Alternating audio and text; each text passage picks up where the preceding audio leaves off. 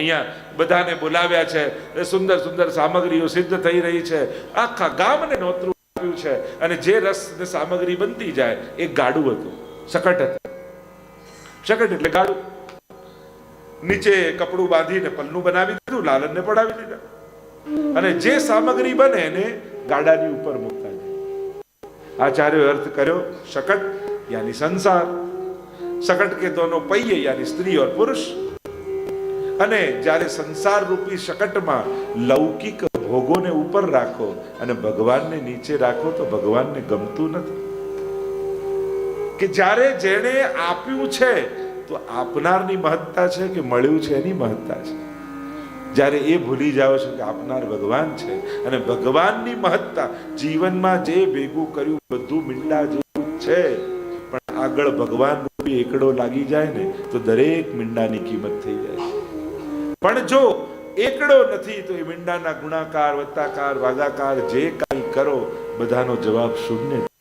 કોઈ જગ્યાએ વરઘોડો નીકળે, કોઈના લગ્ન ચાલતા હોય અને 1000 હાથી, 1000 ઘોડા ને 10 બેન્ડ બાજા ને 1000 બારાતી બધાને લઈને વાગતે ગાતે નીકળે, પણ ઉતાળમાં વરરાજાને જ લેવાનું ભૂલી જાય તો પાછો ધક્કો પડે કે નહીં? એ હાર કોણ હાથીને પહેરાવે, ઘોડાને પહેરાવે? એટલે કે વરરાજા ક્યાં? એમ આપણા જીવનની એ બારાત એવી જ નીકળતી હોય છે, બધું જ લઈને ઉપડીએ તો છે, પણ વરરાજા એવા ઠાકોરજીને ભૂલી જશો ને તો પુનરપી જનનમ પુનરપી મરણમ પુનરપી જનની જઠરે છે, પાછો ધક્કો ખાવો પડે. જો પાટા ઉપર પડ્યા હોય, બધા બોગીઓ બધી પડી હોય, એન્જિન ના જોડાયું હોય તેને શું કહેવાય? ડબ્બાઓ પડ્યા છે. પણ એન્જિન જોડાઈ જાય તો શું કહેવાય? ટ્રેન જાય છે. એમ ભગવાન જોડાયેલા નથી ત્યાં સુધી આપણે બધા ડબ્બાઓ જેવા જ છીએ. ભલે પૈડા હોય, પાટા હોય, પણ 1 ઇંચ પણ ચાલી શકતા નથી. પણ ભગવાન રૂપી એન્જિન લાગી જાય તો ગતિએ મળી જાય ને દિશાએ જીવનને મળી જાય. એટલે પ્રભુ સાથે જે જોડાયેલો છે એના જ જીવનને ગતિ મળે. જે કાંઈ મેળવ્યું છે એમાંથી મારા ઉદ્ધારનું કારણ શું, આમાંથી કઈ વસ્તુથી મારું કલ્યાણ થશે, એનું ચિંતન વૈષ્ણવે કર્યું. તો સંસારમાં રસોને ઉપર, ભગવાનને નીચે. પ્રભુને ગમ્યું નહીં, શકટાસુરનો પ્રવેશ થયો, પ્રભુએ ચરણનો સ્પર્શ કરાવ્યો, શકટ તૂટ્યું, ગાડું તૂટ્યું અને બધા જ રસ ઢોળાઈ ગયા. દોડતા દોડતા બધા બ્રજવાસીઓ આવ્યા અને થયું, અરે આ કોણ આવ્યું ને કઈ રીતે શકટ તૂટી ગયું? મારા કૃષ્ણ પર આવી વિપત્તિઓ કેમ આવે છે? છાતીએ લગાવ્યા યશોદાજીએ અને સમસ્ત બ્રજવાસીઓને થયું, હવે ગમે તેવો ઉત્સવ હોય પણ આપણું ધ્યાન તો ઠાકોરજી તરફ જ રહેવું જોઈએ. અને મહાપ્રભુજી સમજાવે છે કે આ લીલા દ્વારા પ્રભુએ વ્રજભક્તોની લૌકિક આસક્તિનો નાશ કર્યો. હજી આસક્તિ લૌકિકમાં હતી. ઘણી વાર એવું ન થાય, મનોરથ ઠાકોરજીનો હોય અને લોકોને સાચવવામાંથી જ બહાર ના આવી, ઠાકોરજીને જ ભૂલી જઈએ. પ્રભુ કે મન મારામાં હોવું જોઈએ. પ્રભુ નિમિત્તે બધા આવ્યા છે. આમ લૌકિક આસક્તિનો નાશ કર્યો. આગળ એકવાર યશોદાજીની ગોદ પર લાલન પોઢેલા હતા.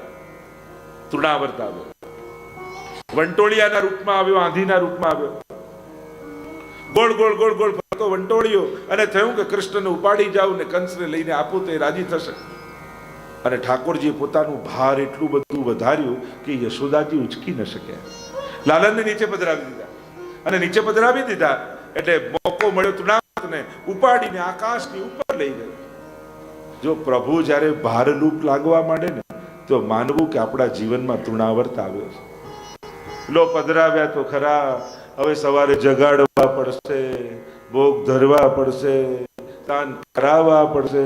અરે પ્રભુ આપણો આનંદ છે, ભાર નથી. પણ એ ભારરૂપ લાગવા માંડે તો માનજો કે રજોગુણની આંધી આવી છે, ક્યાંક મારા મનમાં શિથિલતા આવી છે. જે મારા જીવનનો આનંદ છે અને જેના થકી મારા જીવનમાં આનંદ છે એને જોઈને મને ભાર કેમ લાગે? જ્યાં ભાવ ઘટે ને ત્યાં ભાર લાગે. જો કહેતા ને પર્વત ઉપર બધા ચડતા હતા અને એક નાનકડી 12 વર્ષની છોકરી પોતાના 5 વર્ષના ભાઈને ખોળામાં લઈને પાછળ પાછળ જાય એટલે બધા જે ચડતા હતા એમણે કહ્યું કે અરે તને ભાર નથી લાગતો, લાવ નીચે મૂકી દે, અમને આપી દે, અમે ઉંચકી લઈએ. ત્યારે પેલી છોકરીએ કહ્યું કે આ ભાર નથી, મારો ભાઈ છે, અને ભાઈ છે એટલે ભાર નથી. જ્યાં ભાવ હોય ને ત્યાં ભાર ન લાગે. ઠાકોરજીમાં જ્યાં ભાવ છે તો એનો આનંદ છે કે મારું કેવું સૌભાગ્ય છે, સાધારણ મનુષ્ય દેહ મળ્યો અને એમાં પણ મને બ્રહ્મ સંબંધ મહાપ્રભુજીનું મળ્યું, વ્રજ ભક્ત બનવાનું સૌભાગ્ય મળ્યું અને મારા ઘરે ત્રિલોકનો નાથ બિરાજે છે. કેટલી કૃપા છે. આજ સુધી પેટ ભરવા માટે જ બધું કરતા, એ દૂધ ઉકાળતા તો એ પીવા માટે, ભોજન બનાવતા, જમવા માટે, બધું સ્વકેન્દ્રિત હતું. પણ એક ઠાકોરજી પધરાઈ જવાથી હવે બધું સેવા માટે થાય છે. મારા લાલન માટે કરું છું. મારું આખા જીવનનું લક્ષ્ય બદલાઈ ગયું એક પ્રભુના આવવાથી. તો પ્રભુ આવી આપણી રક્ષા કરે છે, આપણને આનંદનું દાન કરે છે. અહીંયા જ્યારે થયું, ઉપાડીને લઈ ગયો પ્રભુએ, થપાટ મારી, તૃણાવર્તનો ઉદ્ધાર થયો અને રજોગુણમાંથી મુક્ત કર્યો. આ રજોગુણની આધી છે. ગીતાજીમાં પણ પ્રશ્ન કર્યો ને અર્જુને, કામ એશ, ક્રોધ એશ, રજોગુણ સમુદ્ભવ. ગીતાજીમાં ભગવાન ઉપદેશ આપે છે. કારણ કે અર્જુન પ્રશ્ન કરે છે કે પ્રભુ, દરેક માણસને ખબર હોય છે કે આ પાપ છે, છતાંય પાપ કેમ કરે? કોને ખબર નથી હોતું કે શું કરાય, શું ન કરાય, શું સારું ને શું ખોટું? કોને ખબર નથી હોતું? બધાને ખબર હોય છે જ ને. જો તમને પ્રશ્ન કરું, હા નામાં જવાબ આપજો. ચોરી કરવી જોઈએ, હા કે ના? હા ના તો પાડો ના. દયા કરવી જોઈએ, હા કે ના? ક્રોધ કરવો જોઈએ, હા કે ના? જો બધાને બધી ખબર છે ને છૂટે છે. કોને ખબર નથી કે શું કરાય ને શું ન કરાય? બધાને ખબર છે. પણ છતાંય આપણે એમાંથી મુક્ત થઈ શકીએ છીએ? નથી થઈ શકીએ. કેમ? આ પ્રશ્ન અર્જુન ગીતાજીમાં કરે છે કે માણસ જાણે છે પાપ છે, ન કરાય, છતાંય કેમ થાય? તો કામ એશ, ક્રોધ એશ, રજોગુણ મહાસનો મહાપાપમાં વિદ્યેન મિહવૈરિણમ. આ રજોગુણથી ઉત્પન્ન થનારા કામ અને ક્રોધ મનુષ્યને પાપ તરફ લઈ જાય છે. તો આ રજોગુણની આધી છે. અને જ્યારે આ આવે છે ને ત્યારે માણસને લૌકિક આવેશ આપે છે. પ્રભુ કરતા પણ લૌકિકમાં આકર્ષણ વધવા લાગે ત્યારે માનવું કે રજોગુણની આધી મારા જીવનમાં આવી છે. પ્રભુએ મુક્ત કર્યા. આગળ અન્ય પ્રકારની અનેક પ્રકારની કથાઓ આવી. નામકરણ લીલાનું વર્ણન આવ્યું. આટલો સમય થયો પ્રભુનું નામકરણ કરવા માટે वसुदेव जी गर्ग जी ने કહ્યું કે આપ જાइए ब्रज में और हमारे दोनों बालकों का नामकरण करके आइए. જો આપણે ત્યાં 16 સંસ્કાર છે અને 16 સંસ્કારમાંથી આપણે પસાર થતા, એમાં નામકરણ સંસ્કાર. અને જૂના સમયમાં તો ગુરુજન આવતા અને નામકરણ કરતા. આ ફૈબા ક્યારથી વચ્ચે આવી ગયા ખબર જ ના પડી. બાકી નામ તો પેલા ઋષિ મુનિઓ ગુરુજનો આવતા અને એના ગ્રહ નક્ષત્રો જોઈને એનું નામકરણ કરતા. સુખદેવજી વર્ણન કરતે હુએ કહેતે, નંદ બાબાને વાત કરી કે તમારા બાળકોનું નામકરણ કરવા માટે આવ્યો છું. અરે આપ રોહિણીજીના પુત્રનું કરું તો ઠીક છે, પણ મારા બાળકનું નામકરણ કરો અને કંસને ખબર પડે તો નારાજ થાય. કોઈને ખબર નહીં પડે એમ આપણે ગૌશાળામાં નામકરણ કરીશું. બીજા દિવસે બધી જ તૈયારીઓ કરી ગૌશાળામાં. ખોળામાં લીધા યશોદાજી લાલનને, દાઉજીને લીધા રોહિણીજીએ, અને ગર્ગજી બધી વિધિ વિધાન કરાવતા નામકરણ કરવા માટે હવે સૌથી પહેલી દ્રષ્ટિ રોહિણીજીના ખોળામાં રહેલા દાઉજી ઉપર. જ્યાં એમને જોયા અને ગર્ગજી બોલ્યા એટલે એનું નામ હું બલરામ રાખું છું. બોલીએ બલરામજી महाराज की जय. देखो जिस प्रकार प्रभु का महात्म्य है उसी प्रकार से हमारे पुष्टि मार्ग में दाऊजी का भी इतना महात्म्य. આપણે ત્યાં ઘણા સ્થાનોમાં દાઉજીની હવેલી હોય છે, દાઉજી હવેલીમાં બિરાજતા હોય છે. પણ અહીંયા કહ્યું કે ગૌરવર્ણ, પણ પુષ્ટિ માર્ગી હવેલીઓમાં જ્યાં જ્યાં દાઉજી હોય ત્યાં શ્યામ વર્ણના હોય છે. અને જેમ ઠાકોરજીની ડાબી ભુજા ઉપર હોય ને એમ દાઉજીનું સ્વરૂપ હોય ને એમનો જમણો હાથ ઊંચો હોય. અને બ્રજમાં જો તમે જાઓ ત્યાં તો દાઉજીના મંદિર છે જ. શ્યામ વર્ણ એટલે કે ભગવદ આવેશ વાળા દાઉજીનું સ્વરૂપ. જે જે લીલામાં પ્રભુએ દાઉજીની ભીતર પ્રવેશ કરી અને જે લીલાઓ કરાવી એ ભગવદ આવેશ એટલે શ્યામ વર્ણ વાળા દાઉજી હોય છે. એમની સેવાનો ક્રમ ભગવદ રૂપ જ કહેવાય છે. સાક્ષાત કૃષ્ણ અને દાઉજીમાં આપણે ત્યાં બહુ ભેદ નથી માન્યો. એ જ રીતે જય જય રાધે પુષ્ટિ માર્ગમાં નથી થતું. કારણ કે રાધાજી ને ઠાકોરજીમાં બહુ ભેદ આપણે ત્યાં ગણ્યો જ નથી, જુદા ગણ્યા જ નથી.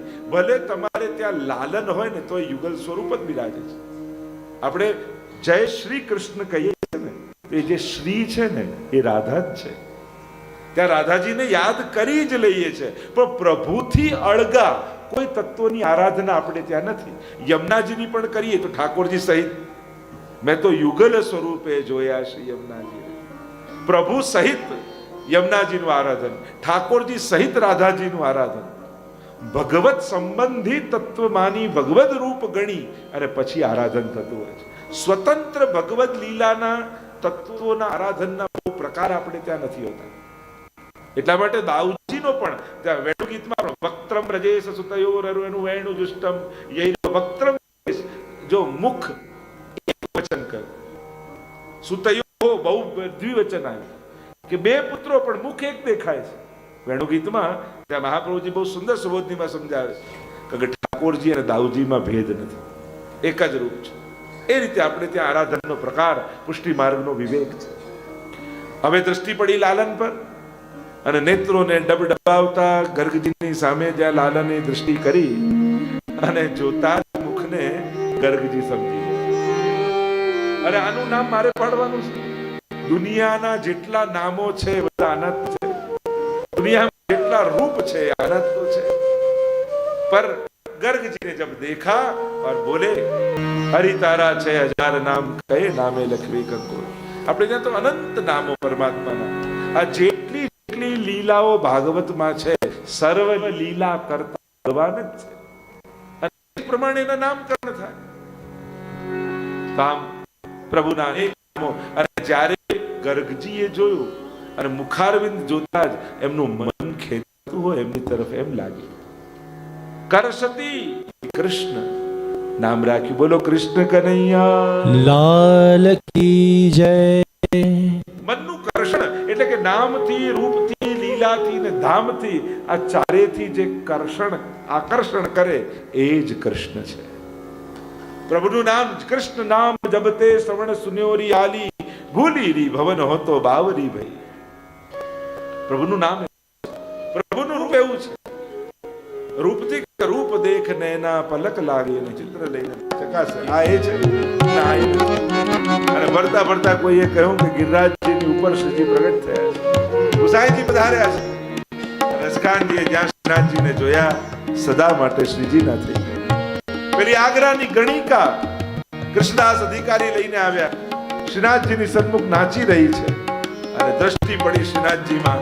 મેરો મન ગિરધર છબી પર અટક્યો અને નાચતા નાચતા શ્રીજીરાજજીમાં સમાઈ.